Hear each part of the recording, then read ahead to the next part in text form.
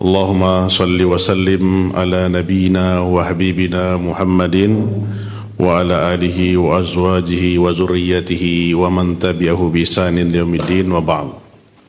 Fa inna asdaqal hadithi kitabullah wa khairul huda huda Muhammadin sallallahu alaihi wasallam, syarrul umuri muhdatsatuha fa inna kulla muhdatsatin bid'ah wa kulla bid'atin dalalah wa kulla dalalatin finnar. Ma'asyiral ikhwah wal akhwat, jemaah Masjid Umar bin Khattab, pemirsa Najia TV dan pendengar setia radio Pasaman FM dimanapun antum berada, semoga Allah senantiasa mencurahkan limpahan rahmat, taufik dan hidayah kepada kita semua. Di malam hari ini kita dapat kembali berhadir di rumah Allah dalam rangka kajian yang kita rutinkan di masjid yang kita cintai ini. Salawat berangkaikan salam senantiasa tercurahkan kepada kekasih kita Muhammad sallallahu alaihi wasallam. Ikhwan dan akhwat, bapak-bapak, ibu-ibu, kaum muslimin dan muslimat yang dirahmati Allah Subhanahu wa taala, kita mulai malam ini akan membuka kitab baru yang kecil yang dikarang oleh Syekh Ibrahim bin Amir Ar-Ruhaili, salah seorang dosen Al-Aqidah. Beliau adalah dosen akidah di Fakultas Akidah Universitas Islam Madinah, Kingdom Saudi Arabia, dan alhamdulillah kita mengikuti kajian-kajian beliau dan rangkaian-rangkaian daurah. Subhanallah, semoga kita semua menjadi murid-murid beliau untuk terus menimba ilmu dan memperkokoh manhaj dan akidah kita di atas sunnahnya sallallahu alaihi wasallam.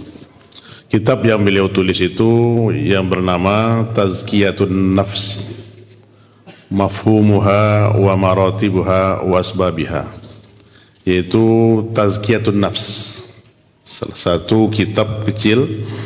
Dia akan kita kupas apa yang maksud dengan Tazkiyatun Nafsi itu. Kalau bahasa kitanya pensucian jiwa atau pensucian diri. Bagaimana pemahamannya, bagaimana tingkatannya, dan apa sebabnya.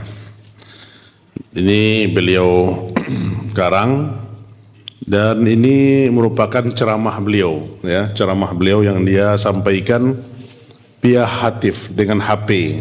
Jadi Syekh memberi nasihat kepada para penuntut ilmu di Aljazair.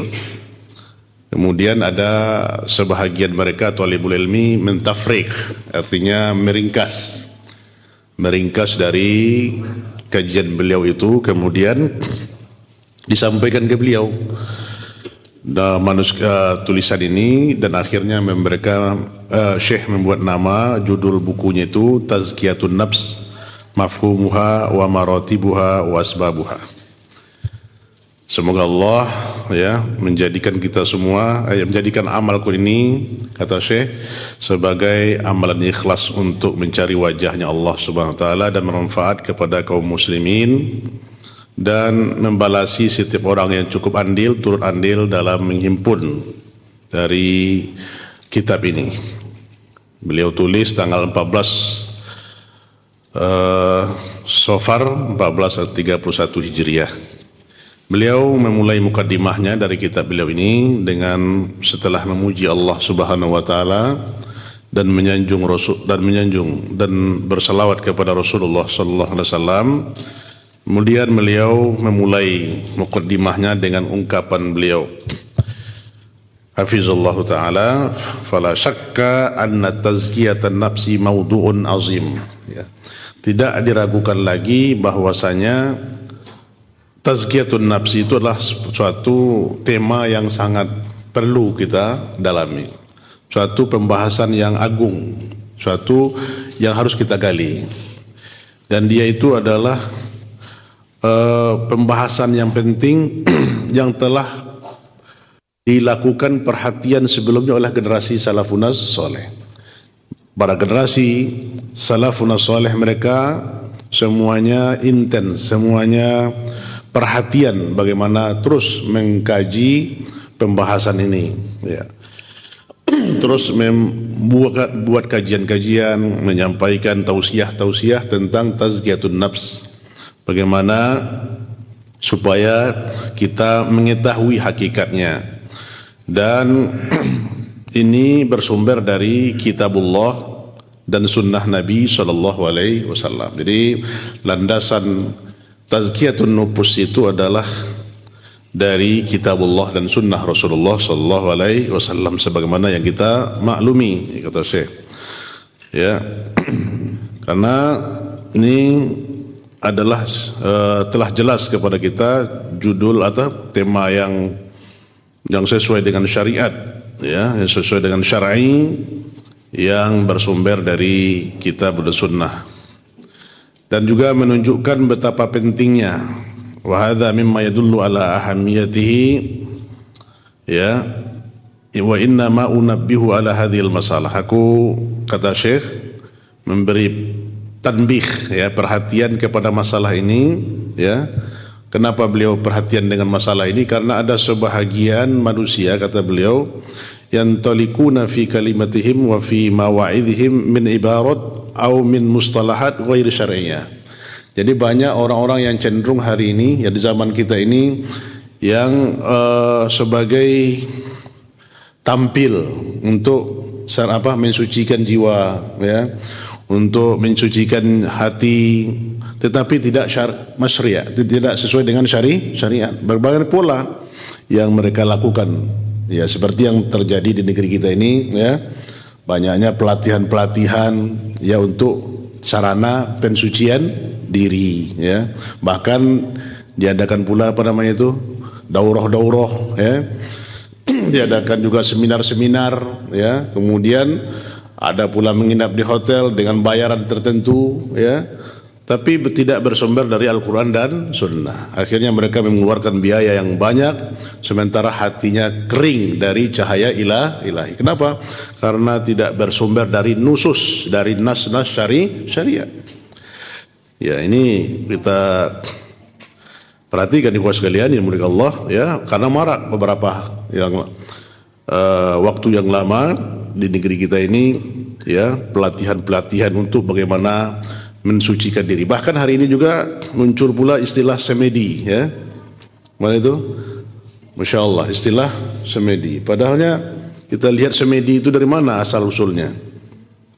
Ya, itu adalah agama, ya, agama wathaniyah, agama yang berasal dari wathan, menyembah berhala, penghilangan daripada penyatuan hakikat dirinya dengan Tuhan. La haula wala quwata illa billah. Katanya dengan itu dia tenang, ya. Dengan ikut semedi dia sudah merasakan bahkan mereka ada yang sudah tidak lagi peduli dengan syariat Islam. Ya. Ini sudah kebablasan, ikhwas sekalian, ya. Dan terfitnah bukan saja kita orang-orang awam, ya. Bahkan mereka pun yang sudah dikatakan sudah mengaji, ya, sudah punya dasar, tapi terfitnah, ya, terfitnah dengan pensucian jiwa ini. Maka kita berlindung kepada Allah agar kita diselamatkan dari fitnah ini. Nah, ini makanya Syekh perhatian. Syekh Ibrahim Ar-Ruhaili membuat, ya, kitab ini, mengarang kitab ini agar kita betul-betul sejalan kita itu untuk mensucikan diri itu di bawah bimbingan Al-Quran dan Sunnah Rasulullah Sallallahu Alaihi Wasallam. Maka Syekh mengungkapkan bahwasanya dengan, ya, ada sebagian manusia yang bermauizah, ya, dalam pembicaraan. Nah, ini tidak bersumber dari nas-nas yang syar'i, dan juga tentu ini harus dibantah, ya, harus disebarkan. Bagaimana? Karena Islam, ya, Islam di awal permulaannya bagaimana ayat-ayat Allah yang diturunkan kepada Rasulullah SAW, semua ayat itu adalah untuk bagaimana mensucikan jiwa kita, mensucikan jiwa kita dari kesyirikan, mensucikan jiwa dari kemaksiatan, mensucikan jiwa kita dari pertentangan, permusuhan, dan semuanya cukup, ya. Maka kalau kita lihat dari Al-Quran, cukuplah kepada kita bukti dan acuan kepada kita untuk bagaimana sarana mensucikan jiwa kita yang sebenarnya. Nah, ini bersumber dari Al-Quran dan Sunnah. Nah, ikhwas sekalian, Bapak yang dirahmati Allah SWT, kita masuk kepada bab yang pertama, yaitu mafhum tazkiyatun nafs, pemahaman tentang pensucian jiwa. Tazkiyatun nafs, apa maksud dari tazkiyatun nafs itu? Tazkiyatun nafsi jumlatun murakkabatun min kalimatain. Jadi tazkiyatun nafsi itu terdiri dari dua kata. Yang pertama tazkiyah, yang kedua nafs. Ya, ini jadi dua kalimat, penggalan dua kalimat. Apa maksud? Kalimat yang pertama hiya tazkiyah. Tazkiyah. Apa yang dimaksud dengan tazkiyah itu dari segi bahasa? Al-lughah, ya, maka kita lihat para ulama mendefinisikan suatu makna itu terdiri dari dua. Ada lughatan wa istilahan. Dalam bahasa kitanya etimologi dan terminologi dalam bahasa ilmiahnya. Jadi para ulama begitu mendefinisi suatu ilmu agar paham. Maka kita lihat dari segi lughatan, ya, yaitu masdar zaka yuzakki tazkiyah. Dia berasal dari kata zakah. Fi'il madinya zaka, ya, yuzakki fi'il mudhari', tazkiyatan masdar. Masdar itu adalah isim, apa itu betulnya? Isim masdar, ya, dalam kalimat nahwu itu perbuatannya, ya, perbuatannya. Kalau zaka itu dia mensucikan, yuzakki dia mensucikan, dia sedang mensucikan, tazkiyatan pensucian. Ini dari segi bahasa. Jadi kalau kita lihat apa tadi dari segi bahasa berasal dari apa tadi? Zaka yuzakki tazkiyatan. Ya, zaka yuzakki tazkiyatan. Wa tazkiyah juga jamaknya az-zaka. Ya. Ada zaki, bahasa lainnya itu zaki bisa pintar. Ya, azka itu paling pintar. Zaka juga. Nah, dari segi bahasa kita lihat tazkiyah itu dari segi bahasa adalah wa an-namma wa ziyadah. Itu dari segi bahasa artinya an-numu wa ziyadah. Apa itu? An-numu itu tumbuh, ya. Kalau bunga kalau hari hujan gimana kira-kira Pak? Mekar dia, ya. Kalau disiram oleh air an-numu dia. Nah, ini dalam bahasa Arabnya bunga itu kalau disiram air hujan akan mekar. Nah, dia artinya az-ziyadah, bertambah dia. Jadi dari kata ini juga, ya, zaka zar'u, ya, artinya petani mengusahakan pertaniannya kemudian juga tumbuh. Nah, petani berusaha bercocok tanam, apa dia itu mengharapkan tumbuh. Nah, maka Pak, bagaimana tawakalnya petani, subhanallah, enggak lah di tabeh ladang tuh, ya, di barasian, kemudian setelah itu apa dituga kata orang awak. Nah, kalau dulu tuga tuh pakai kayu, kalau kini lah canggih, nah Pak.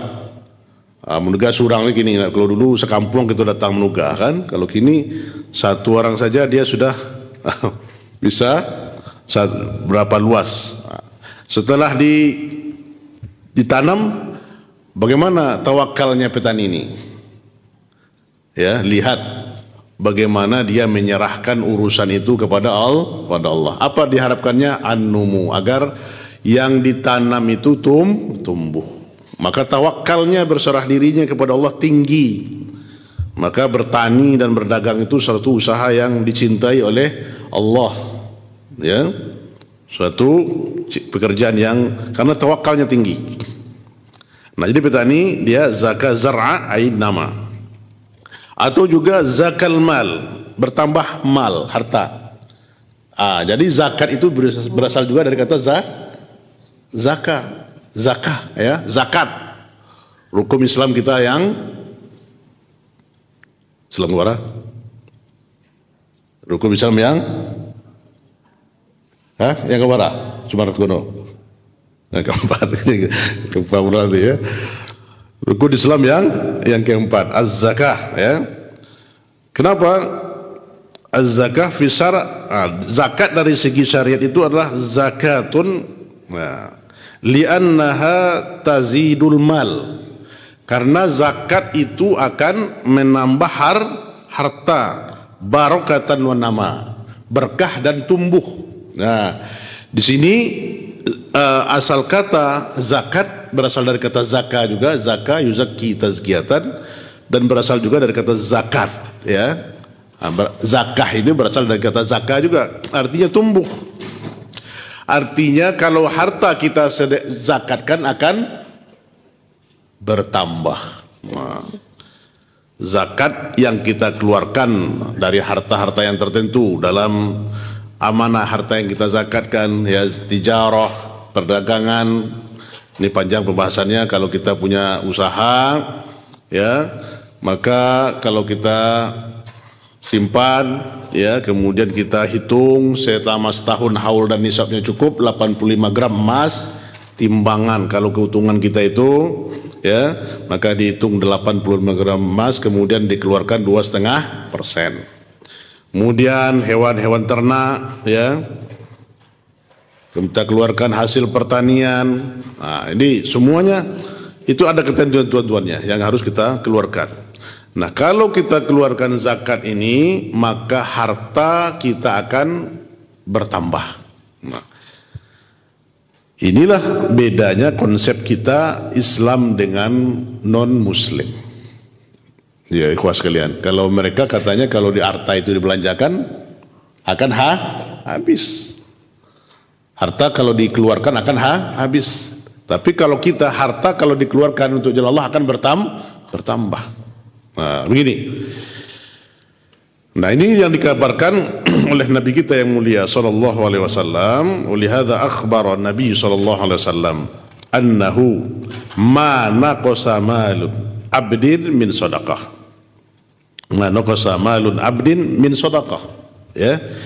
Tidaklah berkurang harta seorang hamba dari sedekah. Maka ini yang dikabarkan oleh Rasulullah SAW, hadis yang sahih ini dalam kitab Tirmizi. Harta yang keluarkan untuk sedekah wajib, itu zakat atau sedekah biasa, setiap yang kita keluarkan itu akan menambah harta kita. Jadi resepnya Pak ikhwas sekalian, kalau harta kita mau bertambah, ingin cukup banyak, perbanyak sedekah. Nah, ini di luar nalar kita ya. Nah, apa yang bisa kita sedekahkan, infakkan harta kita dan akan terus bertambah harta kita itu. Karena ada sebahagian yang merasa apa Pak, ada istilah kampung gitu kok, saku bajai ya? Apa istilah itu Pak? Saku bajai ya. Tidak mau keluar, bahkan uangnya disimpan di bank itu sekian miliar, tapi makan untuk anak dan istrinya payah. Uang disimpan di bank, kalau dibelanjakan nanti akan habis. Banyak kisah-kisah yang kita dengar ya, disimpan uangnya, kemudian dia terus bekerja untuk menumpuk uangnya itu di bank. Subhanallah, ini untuk apa uangnya? Setelah dia meninggal, hartanya bermanfaat enggak? Enggak ada. Ternyata harta itu menjadi rebutan ahli waris. Nah, kita lagi sehat ini, lagi Allah berikan harta, kita yang berinfak itu, bukan anak kita nanti yang berinfak, mengharapkan kiriman sedekah dari anak. Waktu kita hidup tidak mau bersedekah ya. Tunggu nanti ahli waris. Kalau anak kita itu bersedekah, kalau tidak gimana? Jadi merugi. Nah, ini yang dikatakan fas-shadaqatu tuzakki al-mal wa taziduhu wa la tankusuhu. Kata Rasulullah, ini maknanya dari kata Nabi tadi itu, maka sedekah itu mensucikan harta. Ya. Sedekah atau zakat itu mensucikan harta kita. Nah, mafhumnya kalau ada zakat yang belum dikeluarkan, ya, itu adalah kita memakan kotoran. Maka Rasulullah SAW dan keluarganya Ahlul Bait tidak memakan apa? Tidak memakan sedekah, tapi dia menerima hadiah. Kenapa? Karena sedekah itu adalah kotoran dari harta, ya, akhirnya.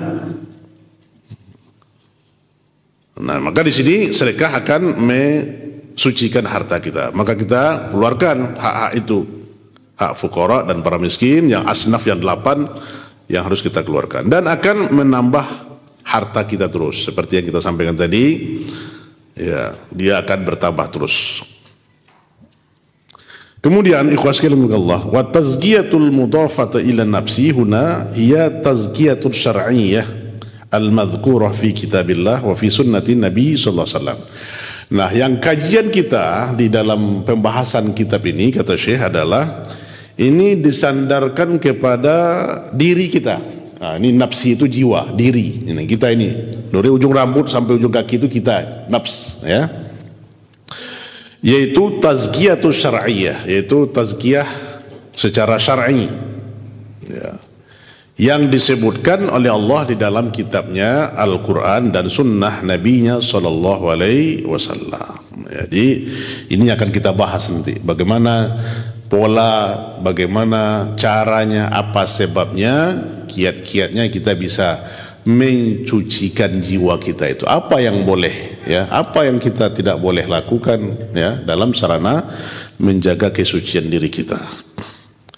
Dan dia itu adalah berasal dari, ya, wa huwa ma yahsulu li nafsil mu'min minal khair.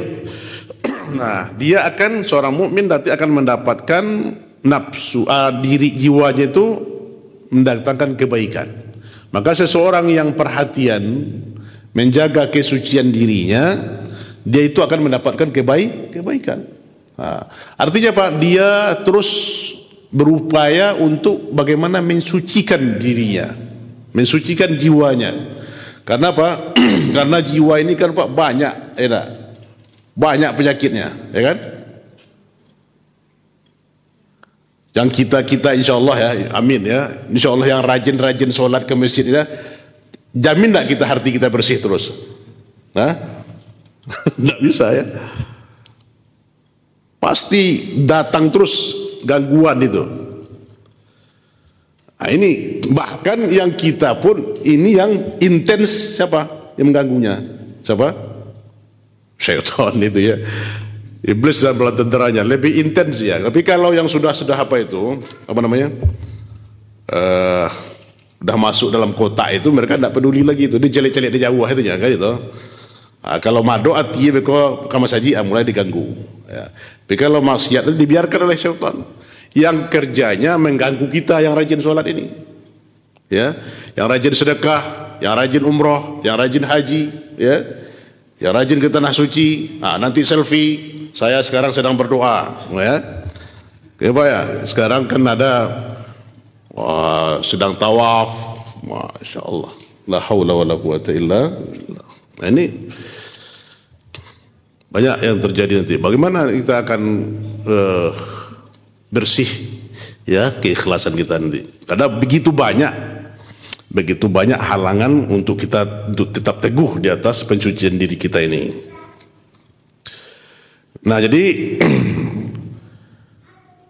ya akan baik, dia akan mendapatkan kebaikan.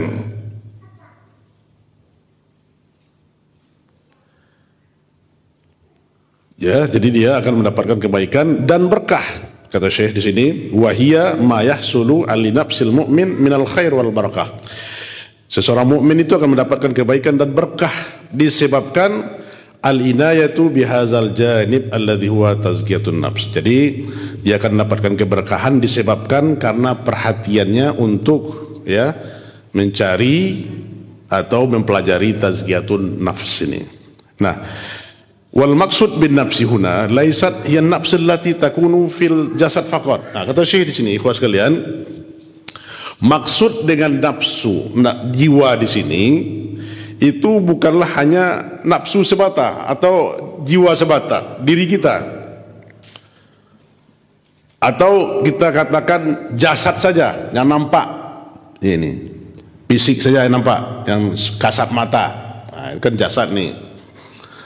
Wa innamal maksud tazkiyatul qalb wa tazkiyatud nafs. Nah, tapi yang dimaksudkan di sini itu adalah mensucikan hati dan mensucikan jiwa, mensucikan fisik juga. Yang dia itu adalah tampak dari anggota tubuh.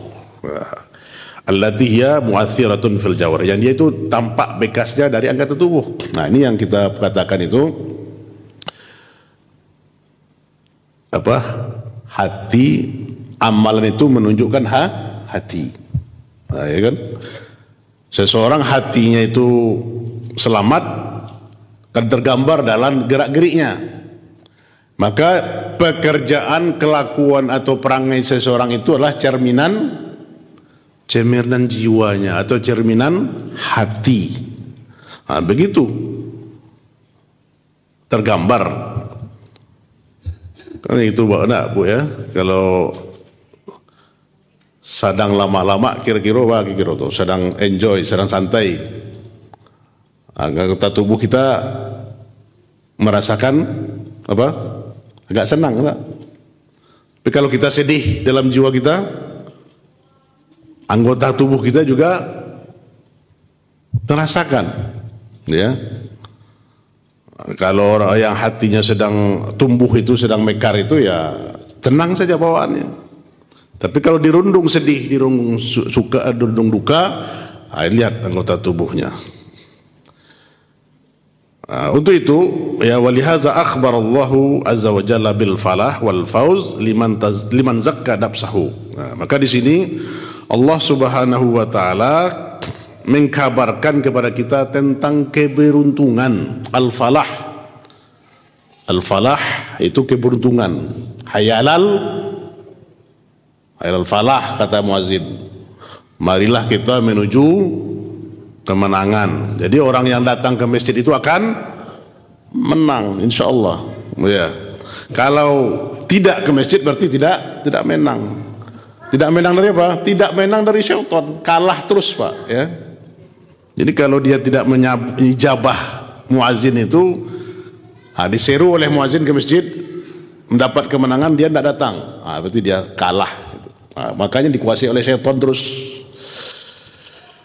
Wal fauza liman zakka nafsahu, maka dia mendapatkan keberuntungan bagi siapa yang mensucikan jiwanya, seperti yang disebutkan oleh Allah, ayat yang kita hafal dalam surat apa? Surat Asy-Syams. Apa itu? Qad aflaha man zakkaha, ya. Wa qad khaba man dassaha. Ini firman Allah Subhanahu wa taala yang kita hafal. Qad aflaha man zakkaha, sungguh beruntunglah, falah, orang yang mensucikannya. Mensucikan apa dia? An-nafs, mensucikan jiwa, mensucikan jawarihnya, mensucikan anggota tubuhnya, mensucikan badannya, ya. Wa qad khaba man dassaha, sungguh merugilah orang yang mengotorinya, ya, orang yang mengotorinya. Ini dalam surah Asy-Syams ayat 9 sampai 10. Nah, maka untuk itu Bapak dan Ikhwah sekalian, fahadha mimma yadullu ala falah man zakka nafsahu. Ya, ini adalah menunjukkan keberuntungan, kemenangan bagi orang yang mensucikan jiwanya. Nah, ini tentu kita ingin menjadi orang yang menang, menjadi orang yang beruntung. Nah, maka kemenangan seseorang manusia itu tergambar dari biruhihi wa badanihi. Nah, kemenangan kita manusia ini itu tergambar dari ruh dan badan. ruh dan badan. Artinya zahir dan batin, zahiran wa batinan. Katuk itu luar dalam, sehat luar, sehat dalam. Banyak yang gitu Pak, sehat di dalam, di luar sakit. Hati dia bersih tapi penyakit banyak kan. Tapi alhamdulillah kalau masih bersih hati. Apalagi ya fisiknya hati kotor tapi fisiknya baik. Nah, ini yang kita takutkan. Sehat tampangnya, ototnya kekar, ya, berotot, olahragawan, sehat. Jangankan ke berjalan 2 kilo 3 kilo mendaki gunung sanggup, ya kan? Tidak ada lagi gunung yang tinggi sekali didaki, laut diseberangi katanya kan. Tapi ke masjid 10 langkah dari rumahnya tidak sanggup. Ini sakitnya, sakit jiwanya, walaupun fisiknya sehat. Nah, itu tidak mendapat keberuntungan. Artinya apa? Orang semacam ini adalah tidak akan mendapatkan al-falah. Fahadha huwa makna tazkiyatun nafs. Inilah yang maksud dengan makna tazkiyatun nafsi. Nah, ikhwan sekalian dimuliakan Allah Subhanahu wa taala. Kita masuk kepada bab kedua, anwa tazkiyatu fi syar'i min hadis al-madh wal zam ya. Itu macam-macam tazkiyatun nafsi di dalam syariat kita dari segi pujian dan celaan. Ada yang tazkiyatun nafsi itu yang dipuji, ada pula tazkiyatun nafsi itu yang dicela. Ini dari seginya. Wa tazkiyatu min haitsul umum ja'at fi syar'i ala nau'an. Jadi tazkiyatun nafsi secara umumnya dari syariat itu 2 macam. Ada 2 macam, ya. Apa itu? Yang pertama namanya muharramun mazmum. Ya. Ini yang pertama. Naun muharramun mazmum. Yang kedua naun masyru'. Jadi yang pertama muharramun mazmum, perbuatannya haram yang tercela.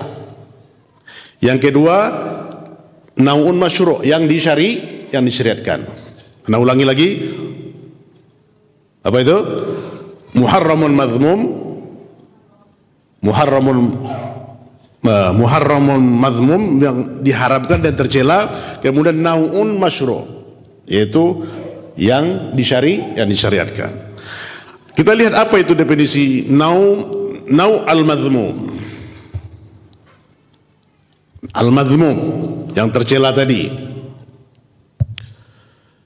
Adapun yang tercela al-mazmum yang diharamkan itu adalah fahuwa tazkiyatul insan li nafsihi bil madahi laha wa thana 'alaiha wa hadza muharramun manhiyun. Ini ana ulangi, ya. Kata Syekh di sini, yang dimaksud dengan naun al-mazmum yaitu yang tercela itu, mazmum itu tercela, ya. Masyru' yang disyariatkan.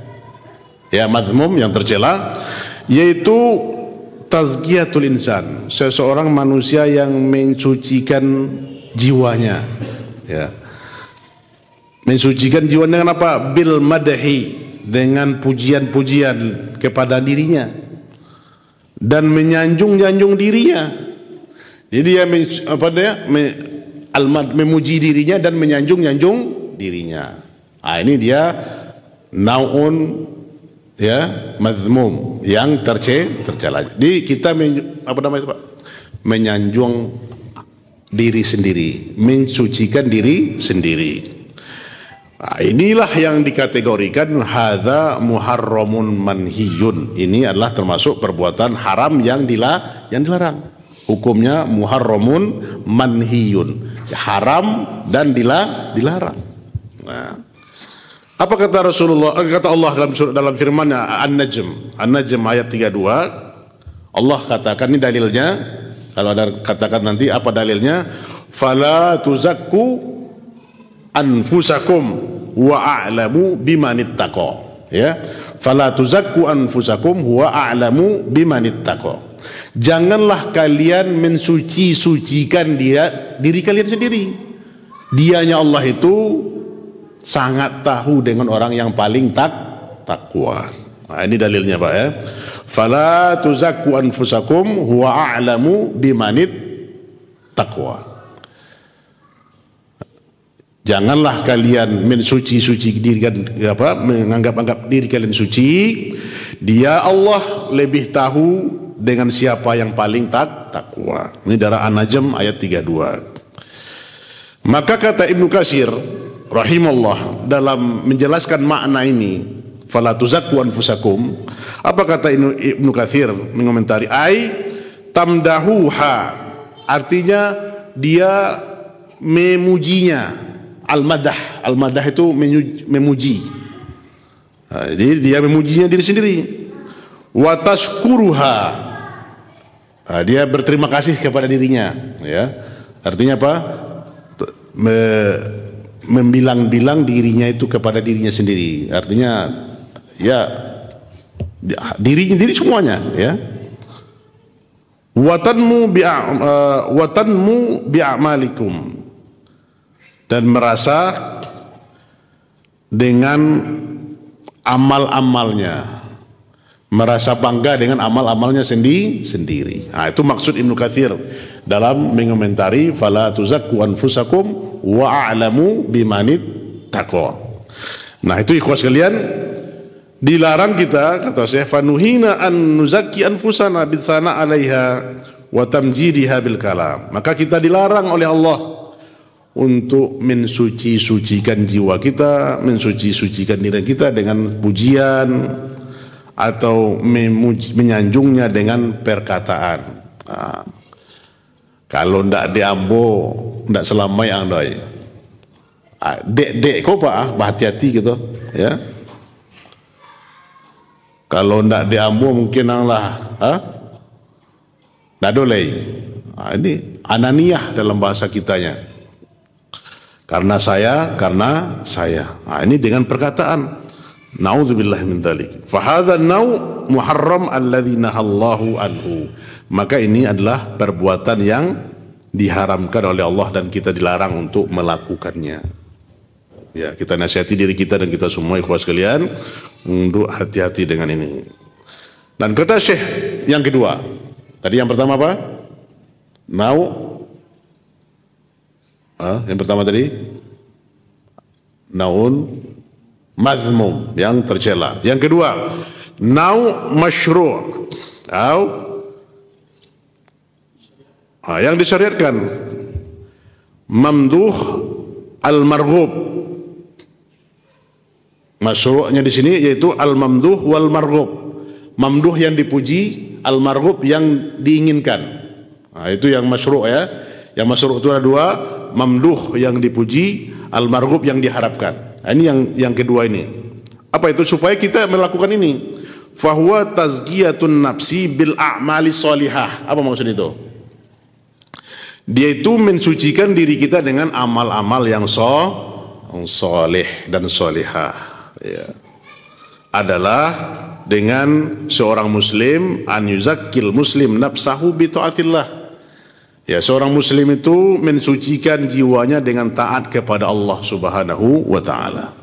Nah, ini yang bagian kedua ini adalah yang masyru', mamduh, yang dipuji, ya, yang dipuji dan yang diharapkan kita lakukan. Ini yang dianjurkan oleh Allah untuk kita lakukan dengan amal soleh. Dengan apa?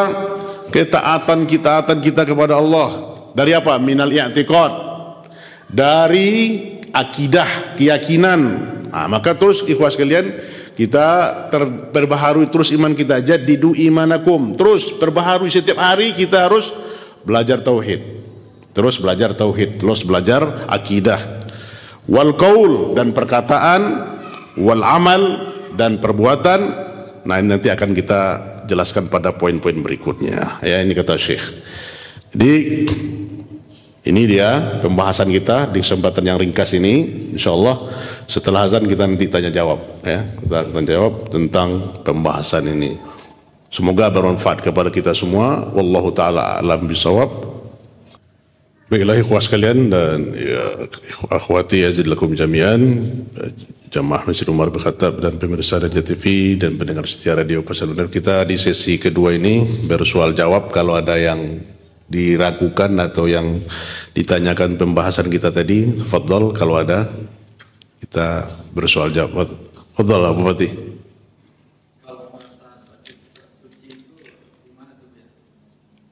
Sok cuci.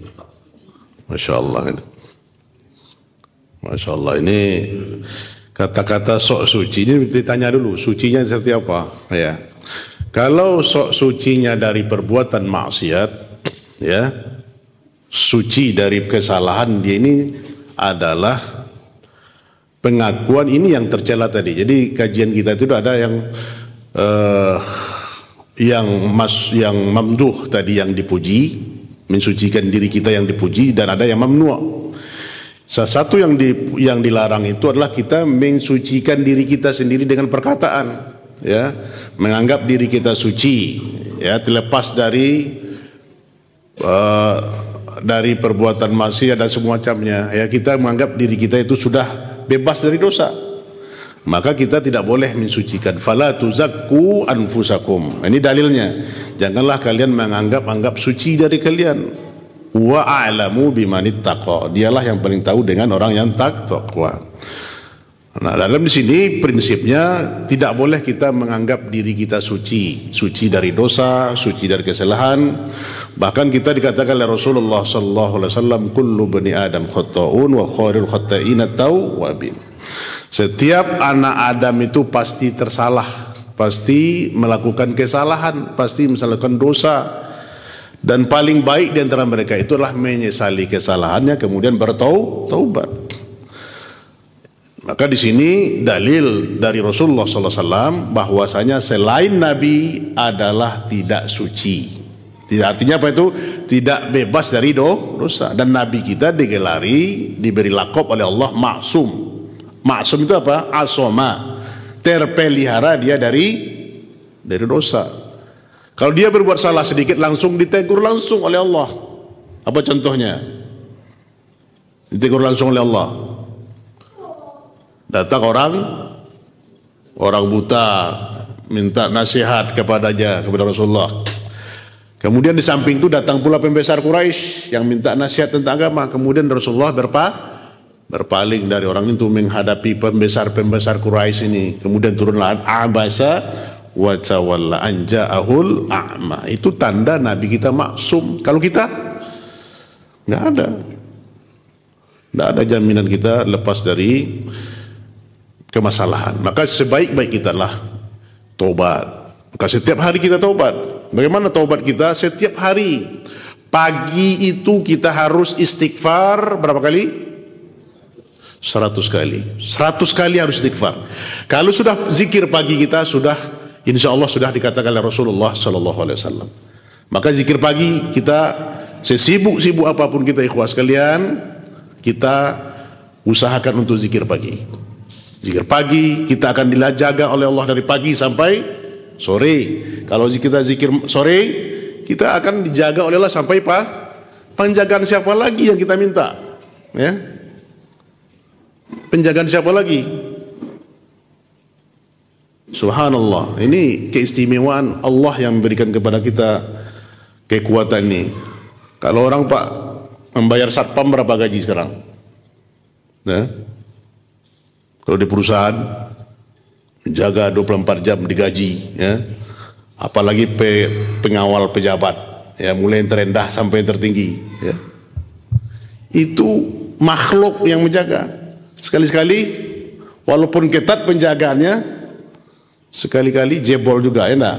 Betapa banyak yang dikawal oleh penjaga bodyguard, ya, akhirnya mati juga, ya kan? Ya, bahkan presiden ada pula yang kena tembak dulu, enggak?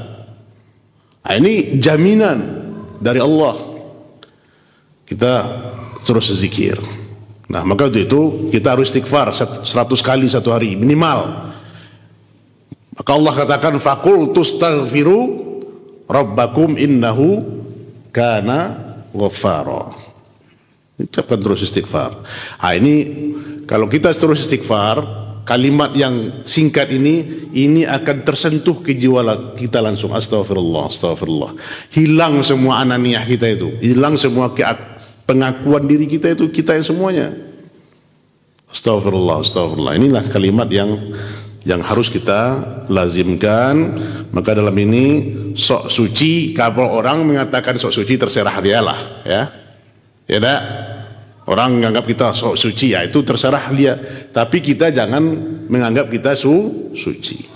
Wallahu ta'ala alam. Masih ada?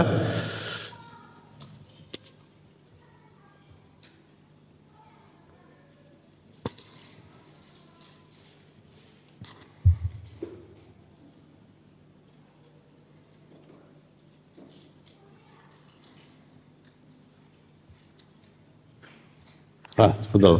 Oke, Surmagono.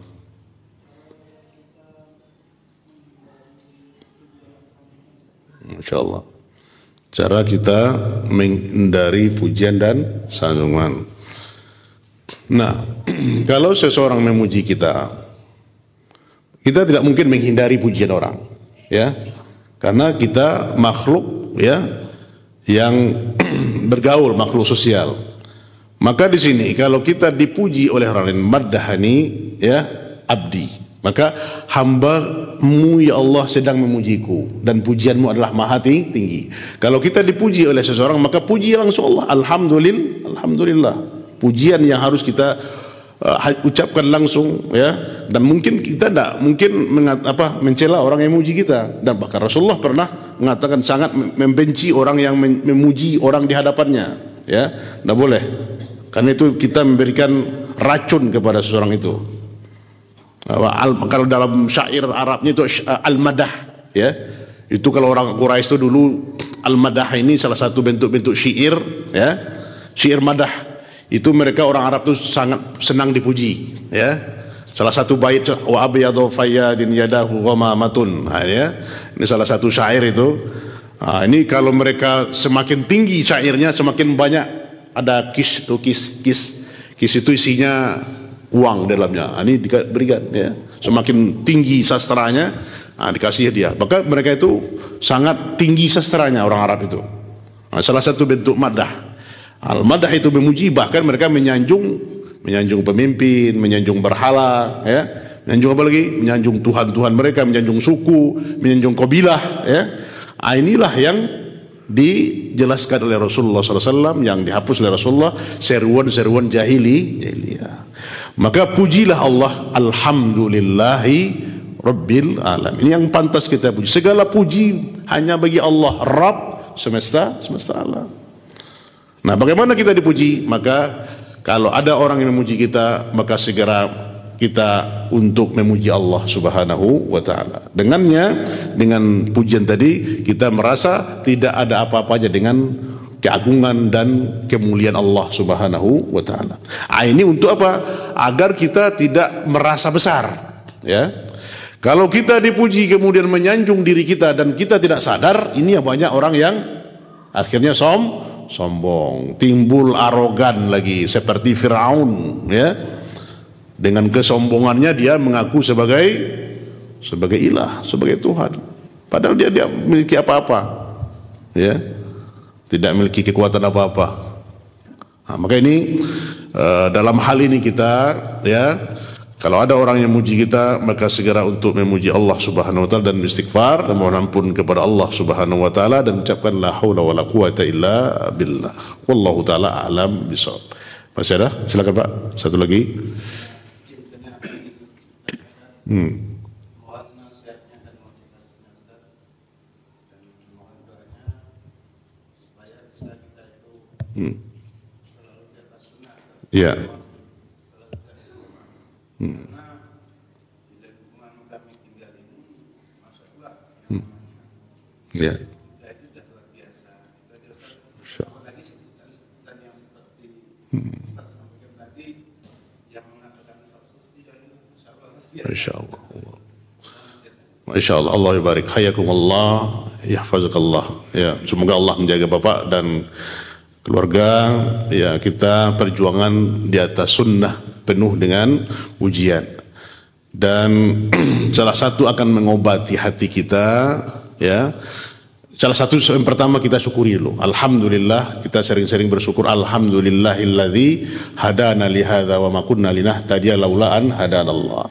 Ini yang dipuji dulu. Kita diberi hidayah oleh Allah Subhanahu wa taala untuk memahami Islam ini dengan cahaya sunnah Rasulullah sallallahu alaihi wasallam. Walaupun kita di lingkungan masyarakat yang awam, yang mereka belum mengenal sunnah, kita diberi oleh Allah.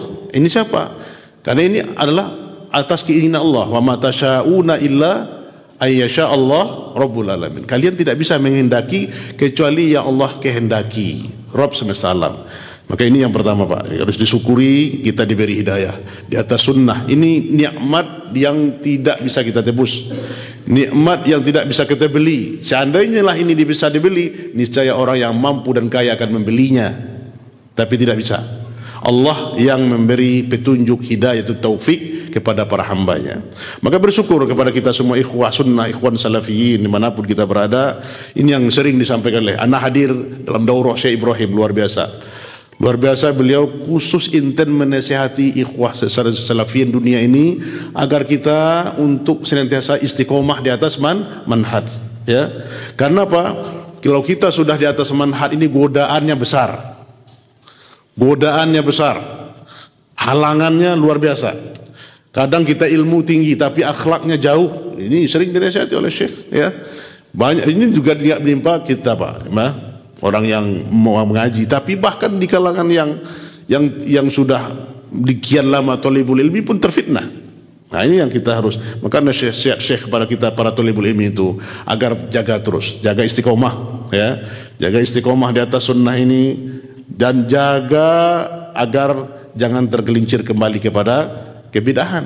Maka sering-sering baca ya muqallibal qulub tsabbit qulubana ala dinika wala tu'atik, ya musarrifal qulub sarrif qulubana ala tu'atik. Ini terus dibaca setiap hari, ya. Yang ketiga itu adalah sebagai ladang amal kepada kita. Kalau kita dicaci, dihina, dicela, ingat, ya, salah satu kata Rasulullah, ini kita bahas pada pertemuan sebelumnya Pak, ya, pernah kita bahas salah satu musibah, ya, dalam 40 kaidah masalah musibah itu. Kalau kita ditimpa musibah, ya, musibah paling berat itu kematian, apalagi musibah kita dihina, dicaci, dicela, maka ingat bagaimana musibah yang dialami oleh Rasulullah sallallahu alaihi wasallam. Dengan ingatnya kita dengan ujian Rasulullah itu akan menjadi pengobat pelipur lara dari hati kita, ya. Apa? Akhirnya kita belum apa-apa, ya. Kita baru mungkin kita dituduh sok suci, ya, celana di atas mata kaki kebajiran, ya Pak, ya. Ya, ini enggak mau tahlilan, ya. Enggak bermasyarakat, apalagi macam tuduhannya. Itu baru kata-kata. Nah, maka kita sabar di situ. Kalau Rasulullah sallallahu alaihi wasallam gimana? Kepada paman-pamannya yang keluarga dari nasabnya itu yang menjadi musuh bebuyutan Rasulullah sallallahu alaihi wasallam. Lihat Abu Lahab, ya, sampai turun firman Allah tabbat yada abi lahabi wa tab. Kongko dia dengan istrinya itu untuk menghalangi Rasulullah. Nabi ditimpukin dengan usus onta yang busuk, ya, ditimpukin ke pundak waktu Rasulullah SAW sujud. Dijadikan majnun, gila, ya, orang tak waras. Nah, itu ujian-ujian. Maka ini salah satu untuk menenteramkan hati kita, ya, menenteramkan jiwa kita di masyarakat, ya. Tapi Pak, yang penting kita tetap tampakkan kita itu adalah akhlak yang baik, ya. Islam kita di atas sunnah, maka kita di atas sunnah mengamalkan sunnah ini lebih terdepan akhlak kita. Kita tetap bermuamalah mereka dalam hal-hal ijtimaiyah, dalam hal-hal kemasyarakatan. Ini kita ikut, ya, goro, ya, membersih kampung, membersih jembatan, segala macamnya. Tapi kalau untuk peringatan-peringatan tertentu yang tidak ada dasarnya, kita tidak menghadiri kegiatan mereka ini. Dalam artian apa?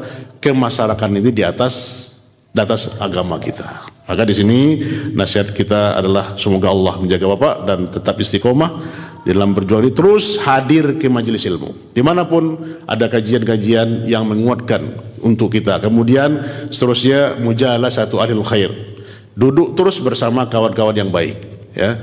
Kalau kita sudah mengenal sunnah, tentu komunitas kita harus komunitas ini yang dicari, karena komunitas itu mempengaruhi, ya. Kalau kita sudah dahulu komunitasnya, tinggalkan. Tapi kalau bergaul tetap, bermuamalah manusia tetap, bersabar, tapi tidak lagi menganggap mereka sebagai kawan akrab kita, kawan intim kita, ya. Kita cari komunitas kita sendiri, itu ikhwan yang baik, yang bisa memberikan nasihat kepada kita. Tatkala kita butuh nasihat, mereka menasihati kita. Ini yang mungkin untuk nasihat bagi kita dan juga bagi anak. Wallahu ta'ala a'lam bisawab. Baik, mungkin 3 pertanyaan dari anak 2 buah, ya. Karena nggak baik kalau enggak ada pertanyaan. Seharusnya panitia ada hadiahnya. Ada, coba ambil jam. Aduh. Boleh ibu ya.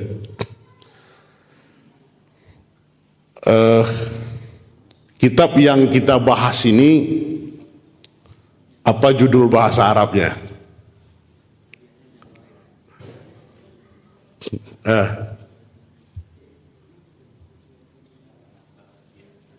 Bahasa Arabnya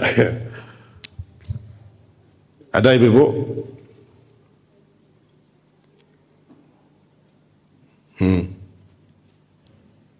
Ada 2 kata itu. Kono, betul? Tazkiyatun nufus, tambahnya? Mafhumuha. Yang lain nggak sempurna. Dia ada 3 kata di bawahnya. Tazkiyatun nafs. Tidak terlalu berat soalnya. Nah, tukar. Siapa yang mengarang kitab ini? Nama lengkapnya? Tidak pakai Muhammad.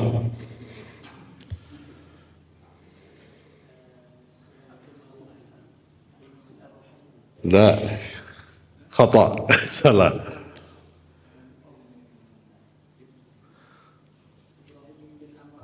Dr. Ibrahim bin Amir Ar-Ruhaili. Allah ya barik fi. Hayakallah. Ini sini dulu. Ini yang para sahabat Nabi antum. Syekh Abdul Hamid As. Ya. Baik, 1 pertanyaan lagi. Ibu juga boleh menjawab ya. Tazkiyatun nafsi tadi ada dibagi kepada 2. Apa bentuknya? Dibagi 2 oleh Syekh. Yang lain.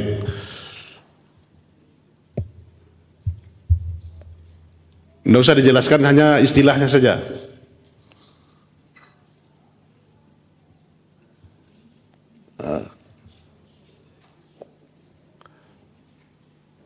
Siapa?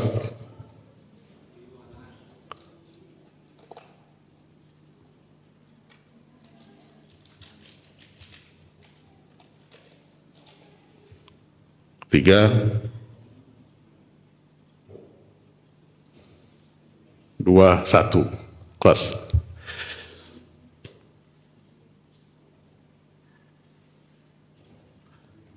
Iya. Sebutkan zakat dari segi bahasa. Asal katanya, tazkiyah itu dari apa? Asal katanya tadi ada 3 kata. Ya Pak, apa? Zaka yuzakki tazkiyatan. Zaka itu fi'il madi, yuzakki fi'il mudhari, tazkiyatan masdar. Bapak baik. Baik. Insyaallah. Ini harus sekali kita semangat untuk lebih-lebih. Barakallahu fiik ya, jazakallah khair. Ini insyaallah panitia akan siapkan nanti hadiah terus ya. Pola kita, kajian kita ringkas saja Pak. Dari maghrib itu sampai azan selesai. Setelah azan kita langsung pertanyaan ya. Mudah-mudahan singkat nih kita bawa bisa pulang. Dan nanti kalau bisa hadiahnya radio ya. Kita cari sponsornya hadiahnya radio ya, kita berikan 1 atau 2 buah pertanyaan ya, supaya kita semua punya radio juga ya kan. Allahu Akbar. Ya barangkali itu yang kajian kita yang di kesempatan yang berbahagia ini, semoga apa yang kita kupas bermanfaat kepada kita semuanya, dan khusus kepada Anda sendiri. Benar ini datang dari Allah dan salah datang dari Anda sendiri dan dari syaitan, namun ampun. Kita tutup dengan baca khatam majelis. Subhanakallahumma wa bihamdika asyhadu an la ilaha illa anta astaghfiruka wa atubu ilaik. Assalamualaikum warahmatullahi wabarakatuh.